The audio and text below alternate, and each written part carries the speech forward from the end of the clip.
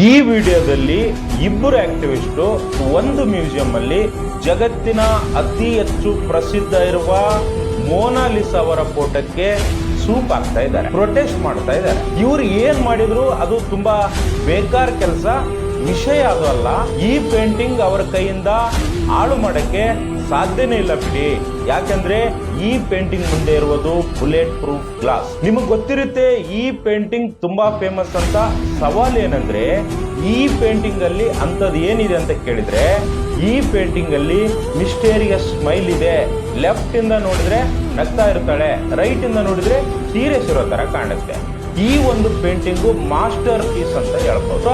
11ರಲ್ಲಿ ಈ ಒಂದು ಪೇಂಟಿಂಗು ಒಂದು ಮ್ಯೂಸಿಯಂ ಇಂದ ಕದ್ದಿದ್ದಾರೆ. ಈ ಒಂದು ಪೇಂಟಿಂಗ್ ಸಿಕ್ಕಾಗ ಇಡೀ ಜಗತ್ತೇ ಬೆರಗಾಗಿದೆ. ಜಗತ್ತಿನ ಎಲ್ಲಾ ಕಡೆಯಿಂದ ಈ ಒಂದು ಪೇಂಟಿಂಗ್ ನೋಡಕ್ಕೆ ಜನ ಬರೋಕ್ಕೆ ಸ್ಟಾರ್ಟ್ ಮಾಡಿದ್ರು. ಅವತ್ತಿನಿಂದ ಇವತ್ತಿನವರೆಗೂ ಅದೇ ಒಂದು ಕ್ರೇಜ್ ಇದೆ. ಮ್ಯಾಗಝಿನ್ಸ್, ನ್ಯೂಸ್ ಪೇಪರ್, ಟಿವಿ ಎಲ್ಲ ಕಡೆ ಈ ಒಂದು ಪೇಂಟಿಂಗ್ ಬಗ್ಗೆ ನ್ಯೂಸ್ ಮಾಡಿದ್ರು.